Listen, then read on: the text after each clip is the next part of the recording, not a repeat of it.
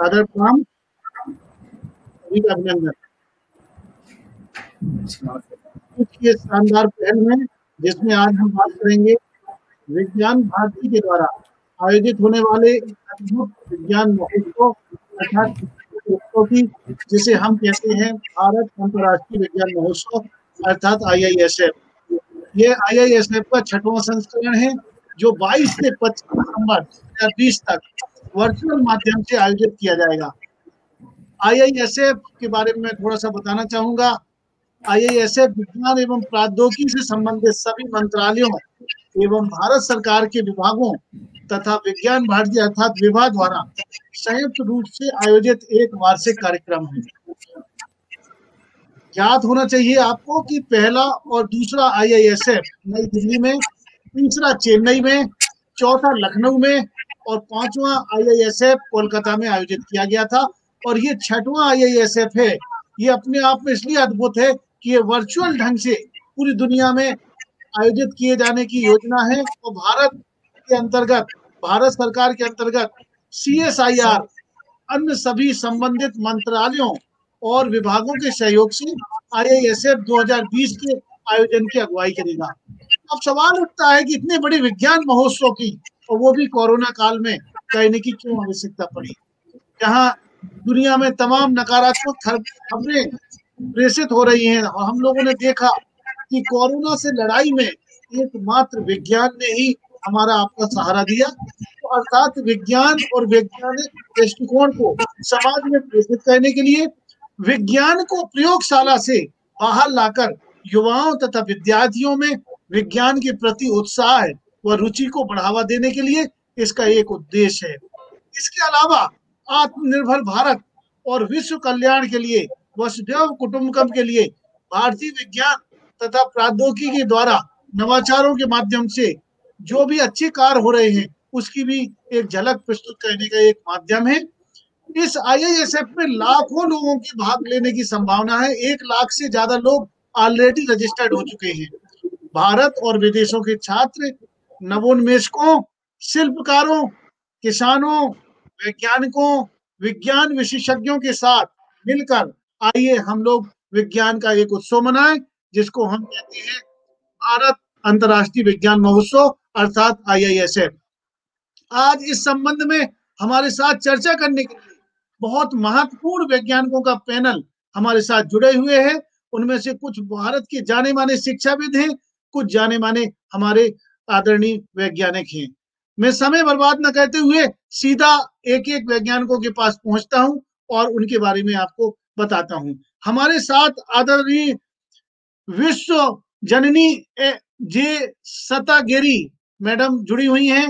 ये CSIR के अंतर्गत जो TKDL अर्थात ट्रेडिशनल नॉलेज डिजिटल लाइब्रेरी, जो आपने देखा होगा CSIR की एक अभिनव पहल है, जिसके अंतर्गत जो भारत का पारंपरिक ज्ञान है, जो ट्रेडिशनल नॉलेज है, उसको बचाने का ये कार्य कर रही हैं। बड़ा पुनीत कार्य है। आम व्यक्ति को आज ये समझाएंगी मैडम कि किस प्रकार से आपके जो गांव के लोग हैं, जिनके बहुत परंपरागत ज्ञान सदियों से चला आ रहा है, जो लोकल समस्याओं को, जो क्षेत्र की समस्याओं को अपने ढंग से उसको सही करते थे, लेकिन उस ज्ञान को भी लोग चुरा रहे थे। कुछ ऐसे कंपनियां, कुछ देश थे जो हमारे इस ज्ञान कौशल को चुरा रहे थे किसी न किसी ढंग से। तो अब उसको CSIR ने एक ट्रेडिशनल नॉलेज डिजिटल लाइब्रेरी के रूप में स्थापित किया है और हमारे साथ मैम उसकी अगुवाई करेंगी। आदरणीय मैम, आपका सादर अभिनंदन, आपका वंदन। आप हमारे स्टूडियो में आई और आगे अभी अगले आधे घंटे में हम आपसे बहुत सारी चीजें जानने की कोशिश करेंगे। हमारे साथ विद्यार्थी विज्ञान मंथन को एक ऊंचाइयों तक ले जाने वाले एक ऐसे प्रेरक व्यक्तित्व के रूप में हमारे साथ जुड़े हुए हैं। मेरे व्यक्तिगत मेरे लिए बड़े ही आदरणीय और हम सबके लिए प्रेरणा के स्रोत, जो रात दिन कार्य करते हैं और शिक्षा शिल्पी और विद्यार्थी विज्ञान मंथन जैसे बड़े बड़े प्रकल्पों में आदरणीय ब्रजेश पांडे जी का नाम लिया जाता है। वो सिम्बायोसिस इंस्टीट्यूट ऑफ टेक्नोलॉजी से जुड़े हुए हैं और इसके साथ साथ देश के लिए उनके मन में एक भावना है कि हम कैसे अपना अधिक से अधिक योगदान दें। अपने जो हमारे साथ पूरी एक स्वयंसेवकों की टीम है, वॉलंटियर की टीम है, उनके साथ मिलके कार्य करें और हम लोग उनके साथ जुड़े हुए हैं। आदरणीय ब्रजेश पांडे साहब, आपका बहुत-बहुत अभिनंदन, आपका बहुत-बहुत स्वागत। आप अपने व्यस्त समय में से कुछ समय निकाल के हमारे लिए आए, इसके लिए हम आपके बहुत आभारी हैं। हमारे साथ दिल्ली विश्वविद्यालय के जाने-माने प्रोफेसर जुड़े हुए हैं और उनके बारे में कहा जाता है कि उनका जो कार्य है, वो इस प्रकार का है कि जिससे कि सामान्य व्यक्ति के बेहतरी के लिए वो अपने जीवन को समर्पित किए हुए हैं।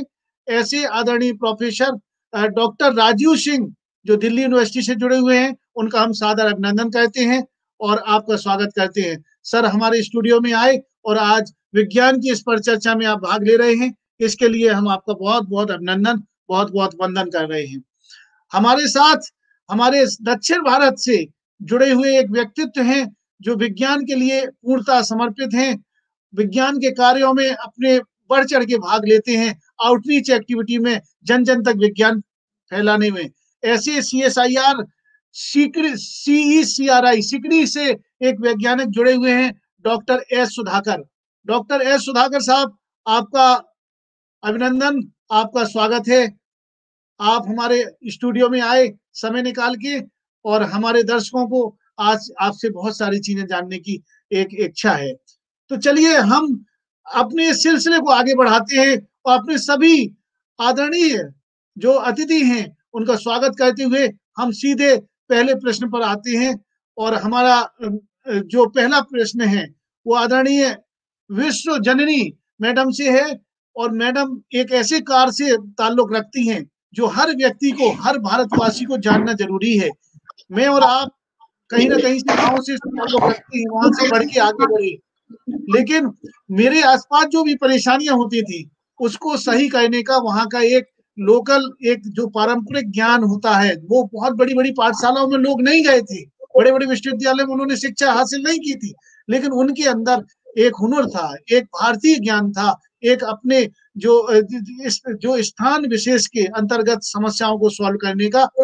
लेकिन इधर कुछ दिनों से देखा गया दुनिया ने उस ज्ञान को चुराने लगी, चाहे वो बासमती के केस में हो, चाहे हल्दी के केस में हो, चाहे नीम के केस में हो, और चाहे और भी हमारे कई केसेस हैं। लेकिन उस ज्ञान को बचाने की जो ये हमारी ज्ञान रूपी परंपरा है उसमें पूरी तरह योगदान दे रही हैं ट्रेडिशनल नॉलेज डिजिटल लाइब्रेरी के रूप में। उनकी अगुवाई में वो कार्य हो रहा है।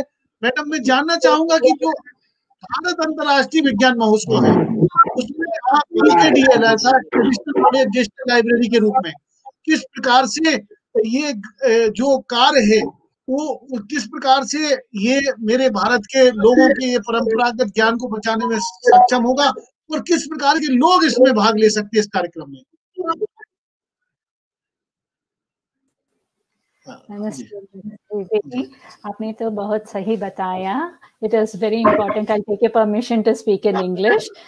Yes. So yes, you have definitely. rightly pointed it out. In the 19th, we struggled a lot to protect our traditional knowledge. The Haldi case, be it neem or be it basmati. So in the context of such misappropriation, it is called misappropriation when somebody tries to take away our knowledge for commercial gains. So to prevent misappropriation of our traditional knowledge, the government of India and the leadership of CSIR and the Ministry of Ayush had created what is called the Traditional Knowledge Digital Library, or TKDL in short. I'm very proud today that I'm heading this unit and I'm carrying over the responsibility of, preventing the misappropriation of traditional knowledge. So way back in 2001, it was created. It's going to be about 2 decades now. We've been able to file third-party observations and pre-grant oppositions, along with providing this TKDL database as a prior art database to patent offices, so that the patent examiners look at the traditional knowledge evidences that are available from our codified text, and then they prevent, granting patents or, making the applicants amend their claims on the patent applications wherever our Indian traditional knowledge is concerned. Okay, so ma'am, ये आपका बहुत महत्वपूर्ण कार्य है। हमारा जो बौद्धिक ज्ञान है जिसे हम इंटेलेक्चुअल प्रॉपर्टी कहते हैं, तो आप हमारे देश के बौद्धिक ज्ञान को बचाने के लिए कार्य कर रही हैं। You are doing a great job for the mankind in term of the saving our intellectual property right? Very true. Are you And agree with this? Definitely, yes. I would not say I am doing it. It is the government of India who is taking care of it under the leadership of CSIR. Yes yes yes so very good. हम अभी आपसे जुड़े रहेंगे, आप बिल्कुल ना जाइए, अभी बहुत सारी चीजें हमें जाननी है, क्योंकि हमारे जो ये विज्ञान का महोत्सव है इसमें लोग जानना चाहेंगे कि वो किस प्रकार से आपके इस कार्यक्रम में भाग ले सकते हैं। हमारे साथ हम सबके प्रेरक व्यक्तित्व डॉक्टर ब्रजेश पांडे जी जुड़े हुए हैं और ये सिम्बायोसिस इंस्टीट्यूट ऑफ टेक्नोलॉजी से ताल्लुक रखते हैं, लेकिन ये एक बहुत छोटा सा उनका एक इंट्रोडक्शन है। अगर मैं उनका इंट्रोडक्शन दूं तो लगभग मुझे आधा घंटा लगेगा। बहुत प्रेरक व्यक्तित्व हैं और मैं भाई साहब से जानना चाहूंगा कि आपके अंतर्गत जो भारत अंतर्राष्ट्रीय विज्ञान महोत्सव जो हो रहा है उसमें आपको जिम्मेवारी दी गई है जो साइंस विलेज, एक विज्ञान का एक गांव ही बसाया जाता है। ये सुनने में बड़ा ही अजीब लगता है। मेरी शिक्षा दीक्षा इलाहाबाद में हुई, वहां एक दिसंबर के महीने में एक पूरा गांव बसता है, एक शहर बसता था कुंभ के मेला, और उसमें लाखों लोग आते थे और चले जाते थे। ये बड़ी हर साल में देखता रहा कई सालों तक। इसके बाद मुझे ये भी एक आश्चर्य है कि विज्ञान मेले में भी एक गांव बसाया जाता विज्ञान का, और वो विज्ञान के गांव क्या है और इसमें किस प्रकार से हमारे बच्चों के भविष्य को बदलने के लिए ये कारगर सिद्ध होगा। आदरणीय ब्रजेश पांडे सर। सुशील जी, आपने बहुत अच्छा ये प्रश्न किया, और जो ये आदर्श ग्राम कहें या विद्यार्थी विज्ञान ग्राम कहें, जिसे स्टूडेंट साइंस विलेज कह रहे हैं हम लोग पिछले 5 सालों से, ये जब ये IISF की संकल्पना हुई तो उसमें मंत्री महोदय जो अपने साइंस और टेक्नोलॉजी मंत्री हैं, उनका ये विचार था कि इस तरह का एक कार्यक्रम हो, गांवों से बच्चों को ला करके और उनके अंदर एक विज्ञान का माहौल, विज्ञान कैसे पढ़ा जाए उसके ऊपर कुछ चीजें हों, कुछ उनको सिखाया जाए, कुछ उनसे बात की जाए। तो ये जो विद्यार्थी विज्ञान ग्राम है उस समय से स्टार्ट हुआ। ये मंत्री जी का बहुत ही पसंदीदा एक इवेंट है। इसमें होता क्या है, पिछले 5 सालों से मंत्री जी सभी माननीय सांसदों को पत्र लिखते हैं और उनके पास से रिकमेंडेड बच्चे आते हैं, उनसे नामांकित बच्चे यहाँ पे आते हैं, और लगभग 2000 बच्चे हर साल इसमें रहते हैं। इसके बारे में सुधाकर जी ज्यादा चर्चा करेंगे, मैं दूसरी चीजें बताता हूँ। इस बार हम लोगों ने 2 तरह से बच्चों का नामांकन किया है। एक जो MP के द्वारा, किसी माननीय सांसद के द्वारा जो नामित बच्चे हैं, उनमें बच्चे और कुछ टीचर्स होते हैं, और हमने कुछ इस बार ऑनलाइन प्लेटफॉर्म पे हो रहा था तो हम लोगों ने और सारे बच्चों के लिए भी, हर एक बच्चे के लिए इसको ओपन कर रखा था। तो हमारे पास नामांकन आया हुआ है। इसमें हम क्या करते हैं, सारे बच्चों को अपने अपने क्षेत्रों के अनुसार जो जो उनका रीजन है उसके हिसाब हमने अलग अलग हाउसेज में बांट रखा है। इस बार हम लोगों ने 12 हाउसेज बने हुए हैं। एक डॉक्टर कलाम हाउस है, एक CV रमन हाउस है, एक विक्रम साराभाई हाउस है, डॉक्टर होमी जहांगीर भाभा के नाम से एक हाउस है, डॉक्टर हरगोविंद खुराना के नाम से एक हाउस है, JC बोस, जगदीश चंद्र बोस जी के नाम से हाउस है, मेघनाथ साहा, भास्कराचार्य, सुश्रुत, आर्यभट्ट, PC रेसर और रामानुजन। इन 12 लोगों के नाम से हमने भारत के विभिन्न भागों को इन 12 जगह बांट रखा है, और उसमें उस जो क्षेत्र हैं वहां के जो बच्चे आएंगे उनका नामांकन इस जो हाउस हमने नाम दिया इसके अंतर्गत होना है। इसमें हम लोग बच्चों के समग्र जो होलिस्टिक डेवलपमेंट कहते हैं उसके समग्र विकास के लिए अलग अलग तरीके के कार्यक्रम करते हैं।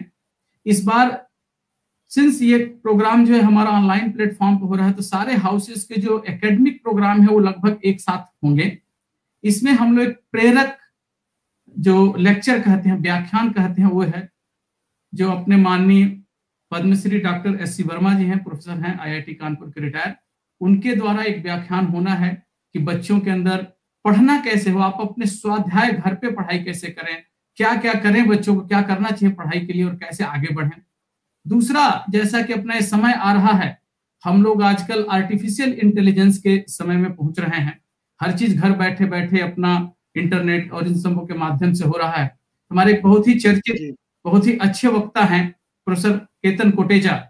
वे आर्टिफिशियल इंटेलिजेंस के बहुत ही पुरोधा हैं, जो कि देश में विदेशों में नाम हैं, बहुत अच्छे अच्छे उनके व्याख्यान होते हैं। उनको हमने रिक्वेस्ट किया है, उनसे आग्रह किया है कि हमारे बच्चों के लेवल पे आर्टिफिशियल इंटेलिजेंस जो है उसको समझाया जा सके। इस तरह के हमने कुछ लेक्चर डिजाइन किए हैं जो कि बच्चों को इन सब साइंस से, टेक्नोलॉजी से पहले से जोड़ के बताया गया कि उनको साइंस और टेक्नोलॉजी के क्षेत्र में अपना एक कैरियर बनाना चाहिए। इसके बाद साइंस की पढ़ाई जो हम केवल देखते हैं कि चॉक एंड टॉक टाइप से होता है, ब्लैक बोर्ड पे लिख दिया चले गए, उसको बदलने के लिए काफी वर्षों से, जैसा सुशील जी ने बोला, काफी वर्षों से हम इसमें काम कर रहे हैं। तो इसके ऊपर फिजिक्स, केमिस्ट्री, मैथ और बायोलॉजी, जो अपना भौतिक विज्ञान, रसायन विज्ञान, जीव विज्ञान और गणित है, मैथमेटिक्स, इनके ऊपर हमने हैंड्स ऑन एक्टिविटी करके रखा है। सामान्यतः जब हम लोग पिछले सालों जाते थे IISF में तो अपने समान एक्सपेरिमेंट लेके जाते थे, बच्चों से हैंड्स ऑन कराते थे। अभी इस बार हम लोगों ने ऑनलाइन प्लेटफॉर्म पे ही जितना मैक्सिमम हो सकता है घर के चीजों से एक्सपेरिमेंट करने का प्रयास किया है। और वो एक्सपेरिमेंट हम लोग 1.5 से 2 घंटे का हर एक सब्जेक्ट के लिए स्लॉट है, जिसमें कि हमारे जो बहुत ही अच्छे और बहुत दिनों से इस क्षेत्र में काम करने वाले लोग हैं जो कि वो कार्यक्रम देंगे। तो बच्चों के लिए, जो बच्चे और जो अभिभावक इसको सुन रहे हैं, उनके लिए हमारी यही प्रार्थना है कि इस कार्यक्रम पे YouTube लिंक और इसका Facebook लिंक भी आपको मिलेगा। यदि आप कार्यक्रम से रजिस्टर नहीं हुए हैं, कार्यक्रम में नामांकित नहीं हुए हैं अभी तक, कल तक उसका समय था, तो YouTube और उस लिंक से जुड़ें। और जो इतना अच्छा कार्यक्रम हो रहा है पूरे देश के लिए, इसमें आप बिल्कुल इससे आनंद लें, लाभ उठाएं और जितना ज्ञान अर्जित कर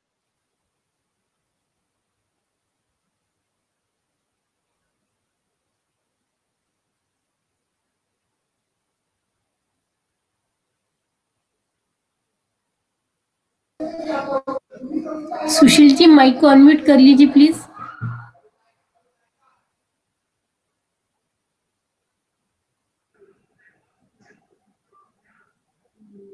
हेलो, सुशील जी, माइक को अनम्यूट कर लीजिए प्लीज। हेलो, हाँ जी। कुल मिला के ये है कि ये भारत का एक ऐसा प्लेटफॉर्म है जहां पर दुनिया के प्रेरक व्यक्तित्व, जिसमें कि एससी वर्मा साहब से लेके आर्टिफिशियल इंटेलिजेंस के पुरोधा भी आपके बीच में आएंगे बच्चों, और आपको विषय की बारीकियां समझाएंगे। मुझे अच्छी से याद है कि जब लखनऊ में IISF हुआ था तो उस समय डॉक्टर ब्रजेश पांडे साहब ने भी फिजिक्स के बहुत अच्छे एक्सपेरिमेंट दिखाए थे, और मैं उसका स्वयं साक्षी रहा हूं। मैंने खुद आपसे बहुत सारी चीजें सीखी हैं। आप एक लोकप्रिय विज्ञान संचालक हैं, जहां तक मैं कह रहा हूं, आपने खुद वहां पर एक्सपेरिमेंट करके दिखाए थे बच्चों को सुलभ ढंग से। तो ये इस आयोजन की खूबी है कि हम सब लोग, जो लोग भी आपसे अभी जुड़े हुए हैं, वो हर व्यक्ति अपने विषय में पारंगत है, जिसमें डॉक्टर ब्रजेश पांडे जी फिजिक्स विषय में एक अपना, उनका एक अलग ही ढंग से समझाने का एक उनका एक अपना एक जुनून है, एक उनकी अपनी एक कला है, और निश्चित ही बच्चे इससे लाभान्वित होंगे। भाई साहब अभी जुड़े रहिएगा, अभी आपसे बहुत सारी चीजें हमें जाननी है। हम सीधे पहुंचेंगे दिल्ली यूनिवर्सिटी में जाने माने प्रोफेसर डॉक्टर राजीव सिंह साहब के पास। राजीव सिंह साहब, आपका सादर अभिनंदन, आपको वंदन। आप आए, अपने कीमती वक्त में से निकाल के थोड़ा सा समय आपने विज्ञान के लिए भी दिया। हम जानना चाहेंगे कि मुझे लग रहा है कि जहां तक मेरा अपना समझ कह रही है कि क्या ये जो हमारे 5 संस्करण हुए हैं, उस दौरान ये कार्यक्रम जो ट्रेडिशनल नॉलेज डिजिटल लाइब्रेरी से संबंधित है, ये आयोजित किया गया था? पहला प्रश्न तो ये है। और दूसरा प्रश्न ये है कि जैसे ट्रेडिशनल नॉलेज डिजिटल लाइब्रेरी एक बहुत अभिनव प्रयास है, और इसमें लेकिन हमारे देश में तो सारा ज्ञान संस्कृत और अरबी और तमिल और फारसी में है। तो ऐसी स्थिति में और हम लोग किस प्रकार से उस ज्ञान को बचाने के लिए ये कार्य कर पा रहे हैं? और तीसरा प्रश्न साथ में आपके साथ ये है कि इस दौरान कौन कौन से ऐसे सेशन आयोजित होने हैं जिससे हमारे जो स्टेक होल्डर हैं, जो इसमें जो बौद्धिक कानूनों और बौद्धिक जानकारी को बचाने के लिए काम कर रहे हैं, उनके भला हो पाएगा? आदरणीय राजीव सिंह जी। जी धन्यवाद 10 न्यूज़ चैनल का हमारे को बुलाने के लिए। और आपने जो पॉइंट रेज किए हैं बहुत ही अच्छे पॉइंट्स हैं, और हमारी जो नेक्स्ट जनरेशन जिसको हम कहते हैं उसके लिए सबसे इम्पोर्टेंट भी है। आपने बताया कि जितनी भी पुरानी नॉलेज है वो संस्कृत में है और दूसरी भाषाओं में है। हमने अपनी बढ़त वहां खोई है कि हमने इन सारी भाषाओं में ट्रांसलेट नहीं किया जो आज की भाषा से रेलिवेंट है। अब मैं अगर आर्यभट्ट की किताब को एक स्टूडेंट के सामने रखता हूँ तो वो उसके लिए ऐसे है जैसे मैंने चाइनीज लैंग्वेज की कोई बुक उसके सामने रख दी। और वही यूरोपियंस ने अपनी जो लैटिन लैंग्वेज के अंदर काम था, रोमन लैंग्वेज में काम था, उसको प्रेजेंट इंग्लिश में ट्रांसलेट करके सबको दे दिया। और आप भी वही स्टडी कर रहे हैं यहाँ पे। हमने लूज उसी पॉइंट पे कर दिया कि हमारी जो इंफॉर्मेशन थी वो पहुंची ही नहीं है। तो हमारी यही कोशिश एक है कि सबसे पहले जितनी भी नॉलेज है उसको एक डेटा बैंक बनाया जाए। जैसे आपने देखा विजयननी मैम है, उन्होंने बायोलॉजी वाला जो पर्सपेक्टिव है, जो हमारी बॉटनी जूलॉजी के अंदर नॉलेज है, उसको कलेक्ट करना शुरू किया है। और उसी को देखते हुए विज्ञान भारती ने और CSIR ने इस बार इस चीज को प्लान किया कि जो हमारे हिस्टोरिकल अचीवमेंट्स हैं, जो हमारे साइंटिफिक अचीवमेंट्स हैं, जिसकी सारी दुनिया मानती है, लेकिन हमारे बच्चों को, जो हमारी जनरेशन आ रही है, उसको नॉलेज नहीं है जी, उनकी हम कोशिश कर रहे हैं कि उनके लिए ये वाला प्रोग्राम करके उनको ये नॉलेज दी जाए। अब अगर हम अपने प्रोग्राम की बात करें, Congress of the history of science in India, इसके अंदर हमने हर छोटे बच्चे से लेके बड़े बच्चे को इन्वॉल्व करने की कोशिश की है। चाहे वो 4th क्लास से बच्चा शुरू हो, 7th हो, 8th का है, 12th का है, BSc का है, या रिसर्च स्टूडेंट है। तो कोशिश यही है कि हर एक के लिए इसके अंदर कुछ है जिससे कि उसे एटलीस्ट बेसिक नॉलेज, जिसे हम कह रहे हैं, एक बेसिक ज्ञान तो पहुंचे। एटलीस्ट उसे ये तो बताओ कि आर्यभट्ट ने क्या कहा था और गुरुत्वा क्या चीज है। ग्रेविटी नहीं है, पहले गुरुत्वा पहले आया था। ये नॉलेज देना बहुत जरूरी है। तो उसी चीज को प्रमोट करने के लिए और बच्चों में जागरूकता लाने के लिए ये एक कोशिश की गई है। और हमने, जैसे हमारे पास बहुत बार क्वेश्चन उठता है कि ये सब फेक है या वेग है, कोई प्रूफ नहीं है। हमारी विजयनरी मैम भी यहाँ बैठी है, she is the principal coordinator of our event. हम लोगों ने यही कोशिश की है कि हम मैक्सिमम जितने भी हमारे साइंटिस्ट आ रहे हैं वो लोग हों जिन्होंने इसको डेमोन्स्ट्रेट करके प्रूव किया है नॉलेज को। इसी में मैं आपको 2-3 एग्जाम्पल बताऊंगा। जैसे एक हमारे डॉक्टर माधुरी शरण है, वो IIT बॉम्बे में प्रोफेसर हैं, वो भी इसके अंदर आ रही हैं। और उनके हस्बैंड डॉक्टर महेश्वर शरण, उन्होंने, आप कहते हैं विमान शास्त्र पे हमारे देश में काफी लोगों में संशय है और वो मानते नहीं है, लेकिन उन्होंने उसी बुक के अंदर जो नॉलेज दी हुई है उसके बेस पे एक सेंसर बनाया है जिसको CSIR ने ही प्रोजेक्ट को स्पॉन्सर किया था, जो लैंड माइन टेस्टिंग में होता है। And she has proved it. और उन्होंने उसका, कहते हैं ना, आज की साइंस के अकॉर्डिंग, आज के इंस्ट्रूमेंट के अकॉर्डिंग उसे प्रूव करके दिखाया कि वो काम करता है। तो ऐसे ही और हमारे जितने स्पीकर्स हैं वो सारे एक से बढ़कर एक स्पीकर्स हैं जिन्होंने टेक्नोलॉजिकली डेमोन्स्ट्रेट किया है that all this knowledge is a fact.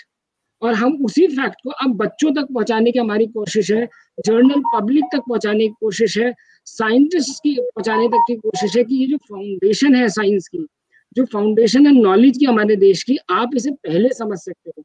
मैं वही संस्कृत की किताब अगर आर्यभट्ट की किसी इंग्लिश के हाथ में दूंगा तो वो उसे इतने अच्छी से नहीं समझ पाएगा जितना अच्छा एक इंडियन समझ सकता है उसको। तो हमारी ये कोशिश भी है कि उस नॉलेज को पब्लिक डोमेन में लाएं, बच्चों में उसका इंटरेस्ट जगाएं, साइंटिस्ट में उसका इंटरेस्ट जगाएं, और उनको आगे, इसमें कहते हैं, फाउंडेशन को यूज करके लेटेस्ट टेक्नोलॉजी के साथ उसे डेवलप करने की कोशिश करें।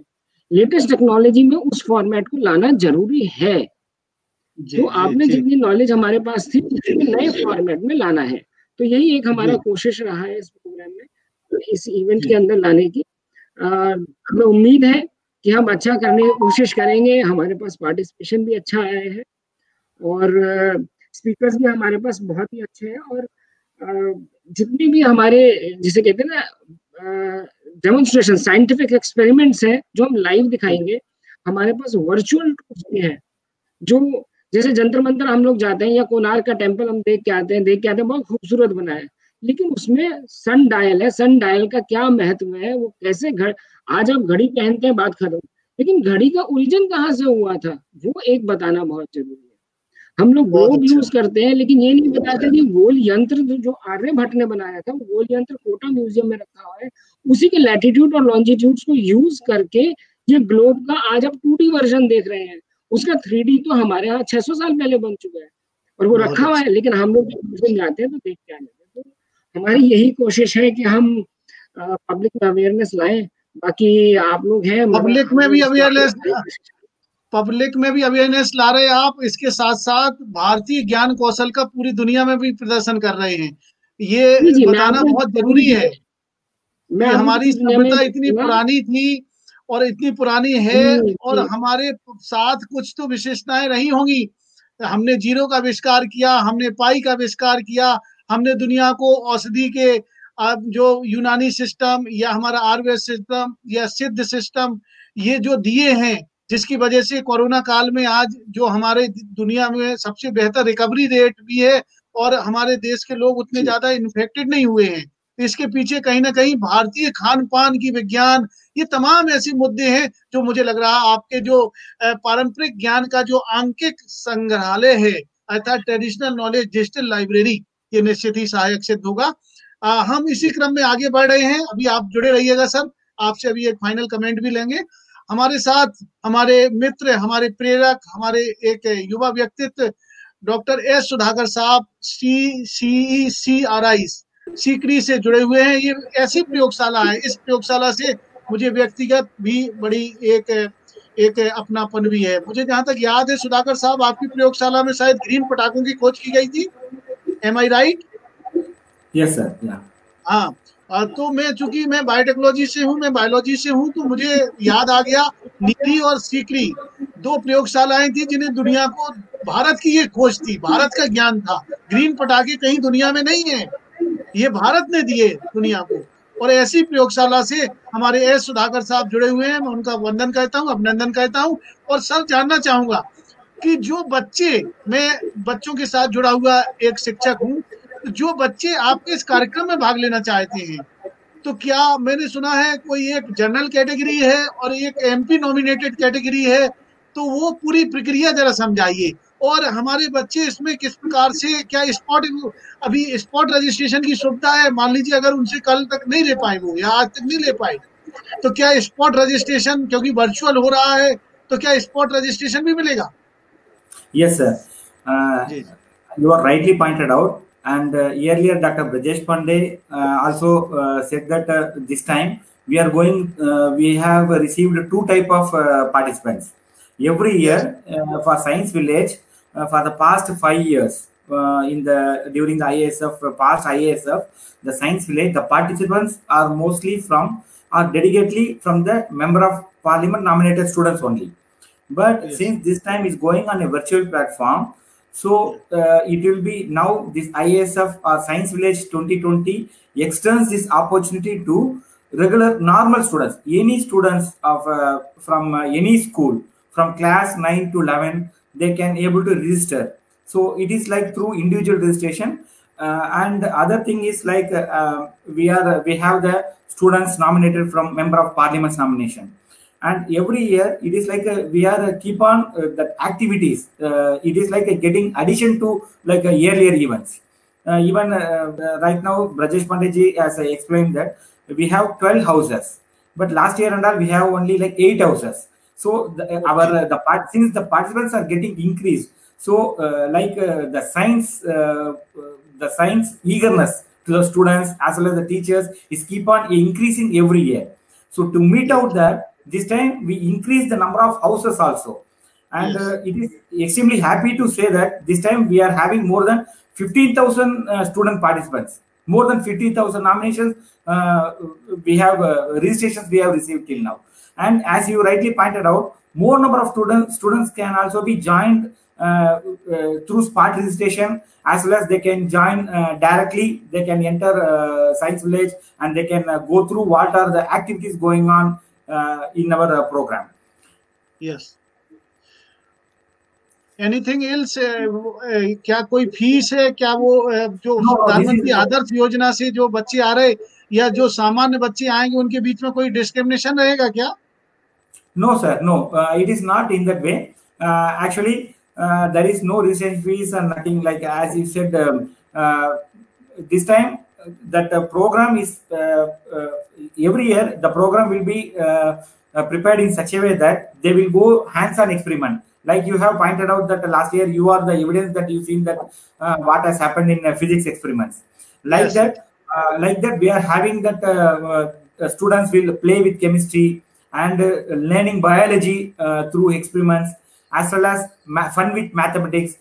So these are like hands-on experiments which are very easy to do, and during this time the student will get that motivation towards the science, as well Yes. as we are having like in addition to that we are having like a very eminent speakers with us, like rightly pointed out Professor H.C. Verma, and then we are having a particular program dedicated that student scientist interaction, in which some Yes. 4 to 5 eminent scientists will be there in the panel discussion, in which we are going to give the participants also, they can interact directly with those scientists also. And Yes. in this program, we are having, we are giving the opportunity to students that they are going to virtually have a tour to the Mega Science and Technology and Industry Expo, as well as the student model engineering competition. So these opportunities we are giving to the students to inculcate that scientific temperament to the students. Okay, so मैं सभी श्रोताओं को बताना चाहूंगा कि mega science expo एक दुनिया का एक ऐसा एक कार्यक्रम है जिसमें कि कटिंग एज टेक्नोलॉजी को आपको देखने को मिलेगा। वहां पर भारत सरकार के सारे उपक्रम, IITs, IISER, ये जो भी DRDO, CSIR, ICMR, ICAR अपने कौशल का प्रदर्शन करते हैं। और ये विज्ञान भारती की अंतर्गत, ये विज्ञान भारती के जो तत्वाधान में कोऑर्डिनेशन में कार्यक्रम होता है, और इसमें हमारे बच्चे बहुत ज्यादा इसमें लाभान्वित हो सकते हैं। उनको वहां पे ब्रह्मोस मिसाइल का मॉडल देखने को मिलेगा कि कैसे कार्य करती है, रॉकेट कैसे काम करते हैं, इसरो की सैटेलाइट कैसे काम करते हैं, ऐसी ऐसी चीजें देखने को मिलेंगी जिसमें कि उनको न केवल उनका अपना आत्मिक ज्ञान बढ़ेगा बल्कि विषय के प्रति भी एक समझ भी विकसित होगी और विज्ञान के द्वारा वो समस्याओं को दूर करने में भविष्य में सफल हो पाएंगे। मैडम, मैं आपके पास आना चाहूंगा। मुझे आपका सब्जेक्ट बहुत इंटरेस्टिंग लग रहा है, आप समझ पा रही होंगी क्योंकि मैं बायोलॉजी से जुड़ा हुआ हूँ। और मुझे मैं अपने बच्चों को सदैव बताता था ये बायो पायरेसी क्या है। हम लोगों ने पायरेसी तो सुनी थी, पायरेटेड करेंसी सुनी थी, लेकिन बायो पायरेसी एक नया टर्म सुना। और मैं नॉर्थ ईस्ट में मुझे काम करने का मौका मिला। मैं केंद्रीय विद्यालय से ताल्लुक रखता हूँ और मैंने 5 साल वहां अपनी सेवाएं दी। तो वहां तो मैंने बहुत बायोडाइवर्सिटी देखी और ये अक्सर सवाल उठता था कि भाई वहां पे जीवन ज्यादा है, बायोडाइवर्सिटी ज्यादा है, तो बहुत सारे ये इशू भी सुनने को मिले कि बायो पायरेसी से रिलेटेड। तो जो ये पुनीत कार्य कर रहे हैं जिसमें कि आप बायो पायरेसी को भी रोकने का काम कर रहे हैं, जो हमारा जेनेटिक नॉलेज है, जो उसको किसी दूसरे रूप में ना लोग उसको चुरा के पेटेंट ना करा लें, हमारा जो पारंपरिक ज्ञान है उसको, इसके जैसे आपके साथ जो लोग जुड़ेंगे तो उसमें मैं ये जानना चाहूंगा कि जो नोटेड स्पीकर कौन कौन से हैं, उस सेशन की कोई जानकारी मिल सकती है जिससे हमारे श्रोता या हम आम लोग भी जान सके कि भाई इसमें हमारे बच्चों के साथ साथ हमारे स्टेक होल्डर जैसे गांव का किसान। मैं गांव से ताल्लुक रखता हूँ, 12वीं तक मैंने खेती की है, बुंदेलखंड का रहने वाला हूँ। तो वहां तो बहुत सारी समस्याओं को हम लोग अपने स्तर पे सुलझा लेते थे। आज भी बहुत सारी बातें उनके जो रूरल एरिया के लोग हैं उनकी बातों में छिपी रहती विज्ञान। तो क्या वो लोग भी भाग ले सकते हैं जो इलिटरेट हैं, जो किसी पाठशाला में नहीं गए, किसी विश्वविद्यालय में नहीं गए? Yes, Dr. Dwivedi, thank you. Yeah, the way we had thought about the Congress of the History of Science in India is that we are going with the spirit of festivity. When you're talking a festival, you need to make it inclusive. You need to make sure that right from children up to adults, everybody is included in enjoying the program. So to cater to that, what we have done is that we have, organized eminent lectures. We have organized demonstrations, as my colleague, Dr. Rajiv Singh had just mentioned. We have also arranged for virtual tours so both children and adults can enjoy. And we have also organized a panel discussion on that includes chairs like Professor Bhushan Patwardhan, who is the UGC Vice Chair, and also Professor Anil Sahasrabuddhe, who is the Chairman for ACTI. They would be chairing this panel discussion. We are going to have a discussion on how to inculcate traditional knowledge into academic curriculums. So that is the topic of panel discussion. In addition, what we thought is to cater to small children, and as well as teachers. What we thought, let us, look into the aspect of how to inculcate scientific temper through storytelling. So for this, we have eminents like Dr. Geeta Dharmarajan, who is a Padma Shri awardee. We have Dr. Geeta Ramanujan, who had actually figured in the Mann Ki Baat by the Honorable Prime Minister. We have 3 other eminents, who are well versed with storytelling, and they would all be joining us here.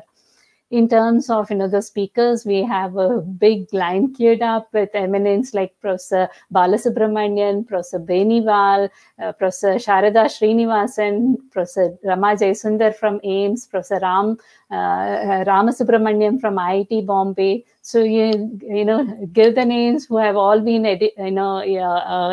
who have been all involved in, promoting and as well as proving traditional knowledge as relevant even to today's context. So we have a lot of exciting lectures as well as different programs for everybody across the country. And for this, the very basic thing, as I had mentioned, is to involve the public at large. So education is not a criteria. Anybody can join us and enjoy the show. Very good, ma'am. Definitely we will join. और मैं सभी अपने जो देख रहे हैं इस अद्भुत शो को, उनसे कहूंगा कि आप आज ही जाइए scienceindiafest.org पर पहुंचिए और आप इस पर संबंधित डिटेल भी वहां से ज्ञात कर सकते हैं, पता कर सकते हैं।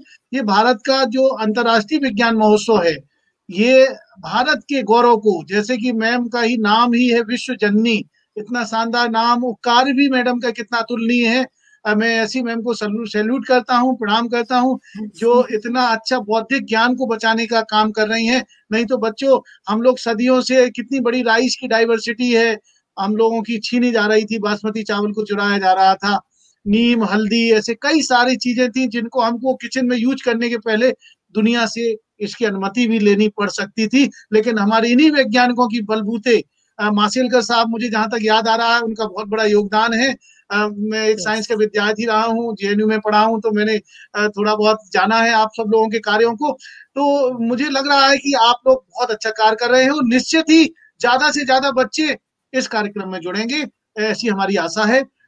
मैं सीधे पहुंच रहा हूँ अपने प्रेरक व्यक्तित्व आदरणीय पांडे साहब के पास। पांडे सर, मैं जानना चाहूंगा, आज के विद्यार्थियों के लिए हम लोगों ने देखा है कि उन लोगों के अंदर लर्निंग बाय डूइंग ये खत्म होता जा रहा है। मतलब वो, उनसे अगर हम प्रैक्टिकल कराने के लिए बात करते हैं तो वो लोग स्किप करते हैं।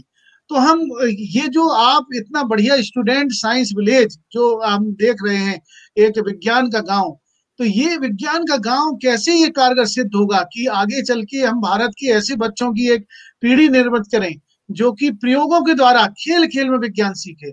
आदरणीय पांडे साहब।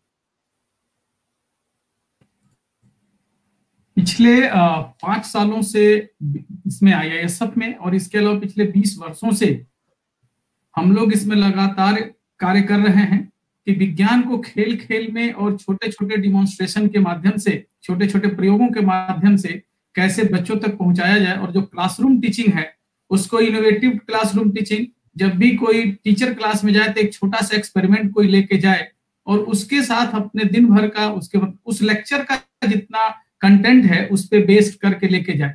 तो ये एक कार्य चल रहा है और इस जो साइंस विलेज है इसके माध्यम से छोटे छोटे उन बच्चों को जो छोटे गांवों से आए हैं उनको यह प्रेरणा दी जा रही है कि जो भी एक्सपेरिमेंट जो पुस्तकों में लिखी हुई है लेबोरेटरी में जाकर के करना ही जरूरी नहीं है।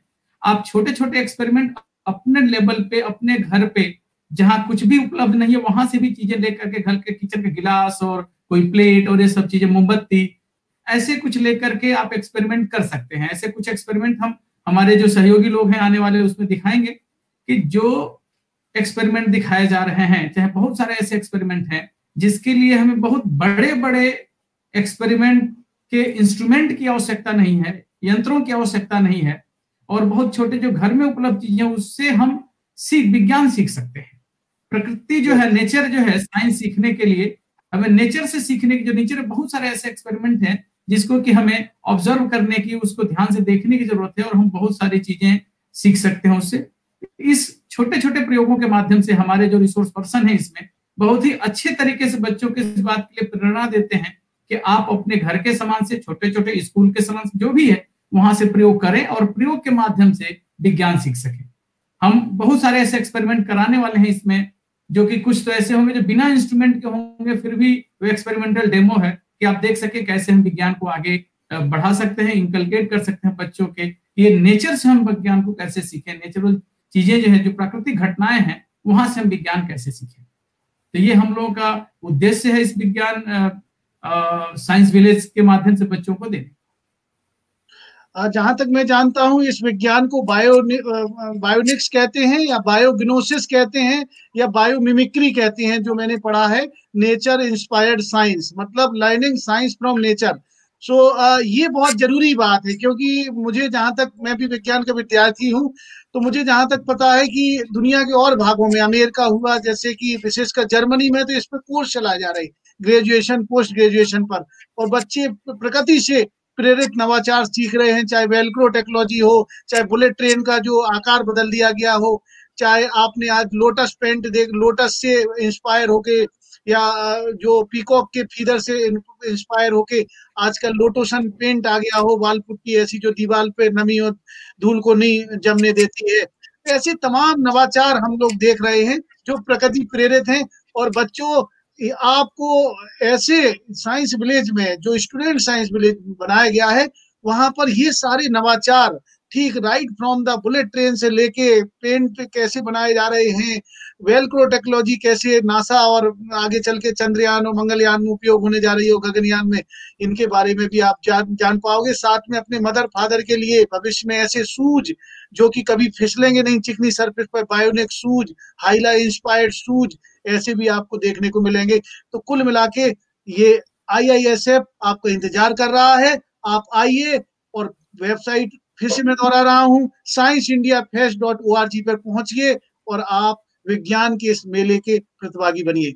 हम सीधे पहुंच रहे हैं अब आपके पास डॉक्टर राजीव सिंह साहब, जो आपने कहा TKDL अर्थात ट्रेडिशनल डिजिटल लाइब्रेरी, तो ये ट्रेडिशनल डिजिटल लाइब्रेरी के अंतर्गत क्या कोई स्कूली बच्चों के लिए भी कंपटीशन रखी गई, क्या इसमें कोई इस प्रकार की कोई पोस्टर मेकिंग कंपटीशन या क्विज या इस प्रकार का कोई ऐसी राइटिंग कंपटीशन रखी गई है क्या आपके इस कार्यक्रम में? जी, इस बारे में मैं आपको बताना चाहूंगा कि हमने 4th क्लास से शुरू किया है, और जो हमारा इवेंट है Congress of the history of science in India, इसके अंदर 4th से 7th क्लास के बच्चों के लिए पोस्टर कंपटीशन है। उसमें टॉपिक सबका हमने पहली बार है, तो इसीलिए एक जनरल टॉपिक रखा है, history of science in India. तो 4th से 7th क्लास के बच्चों के लिए पोस्टर कंपटीशन है। 8th से लेके 10th के बच्चों के लिए एस्से कंपटीशन है। 11th एंड 12th के बच्चों के लिए animation making upon this theme. Very good. Graduate, under graduates के लिए और पोस्ट ग्रेजुएट्स के लिए हमने डेमोन्स्ट्रेटिव वीडियो रखा है। जैसा भी ब्रजेश सर ने बताया, एक्सपेरिमेंटल वाला, हमारे बहुत सारे बुक्स में नॉलेज है, एक्सपेरिमेंट्स हैं जिनको प्रूव करना जरूरी है।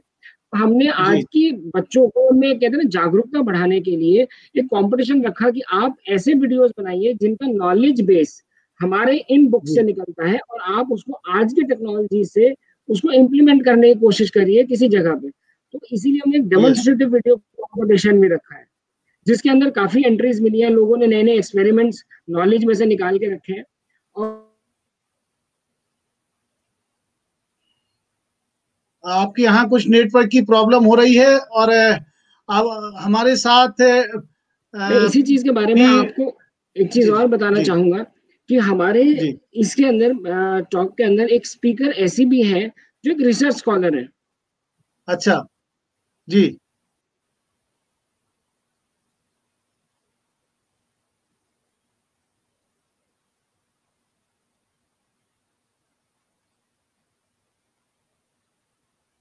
शायद आपके यहाँ नेटवर्क की प्रॉब्लम आ रही है। मैं फाइनल कमेंट के लिए सुधाकर सर के पास पहुंच रहा हूं।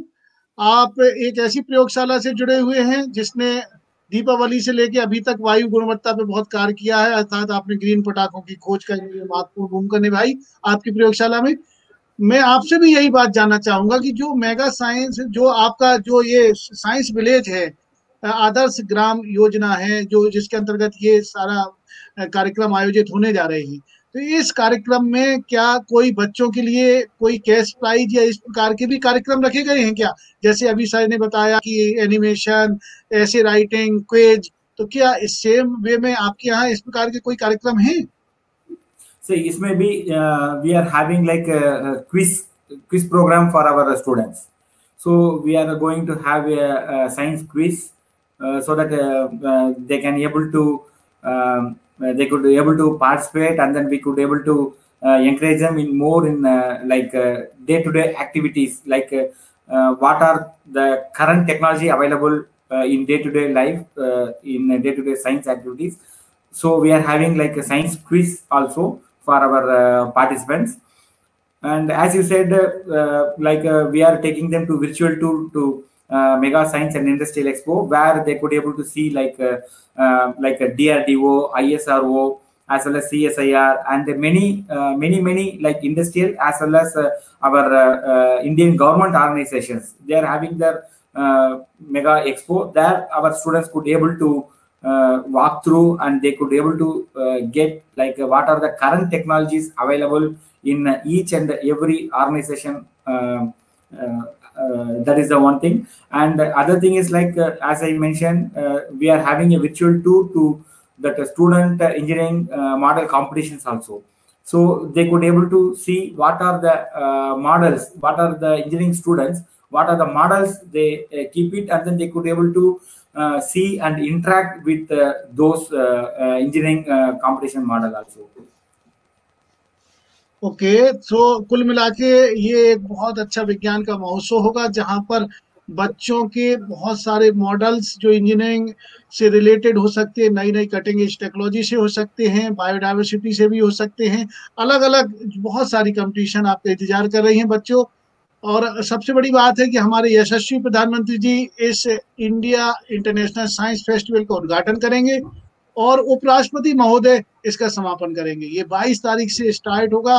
22 तारीख को हम सबके प्रेरक वैज्ञानिक, जिन्होंने बहुत कम उम्र में इतना कार्य किया मैथमेटिक्स में, श्रीनिवास रामानुजन साहब के बारे में जानते होंगे, उनका जन्मदिन है।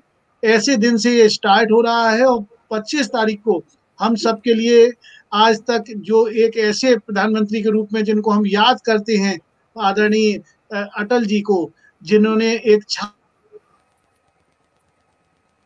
छोड़ी कि किस प्रकार से राज का बिहेवियर होना चाहिए, किस प्रकार से हमें आत्मनिर्भर बनाया, हर प्रकार से, चाहे वो हमारा परमाणु शक्ति संपन्न देश हो या फिर हम लोग आज भी स्वर्ण चतुर्भुज योजना जो हमारे देश की कनेक्टिविटी के लिए, रोड निर्माण, या जो विज्ञान प्रसार जैसे इंस्टीट्यूट की स्थापना में भी अटल बिहारी वाजपेयी साहब का ही देन है, जिनकी वजह से आज हम विज्ञान प्रसार या साइंस कम्युनिकेशन कर पा रहे हैं। कुल मिला के कोरोना काल चल रहा है, आप सब लोग अपना ध्यान रखें बच्चों, और विज्ञान के द्वारा आपने देखा कि हमने कोरोना पे ऑलमोस्ट विजय पा ली है। कोरोना रूपी ताले की चाबी मिल चुकी है, जो वैक्सीन है आप तक पहुंचने वाली है। तब तक आप सुरक्षित रहिए, साफ सफाई की अच्छी आदतों को अपनाते रहिए, समय समय पे हाथ धोते रहिए।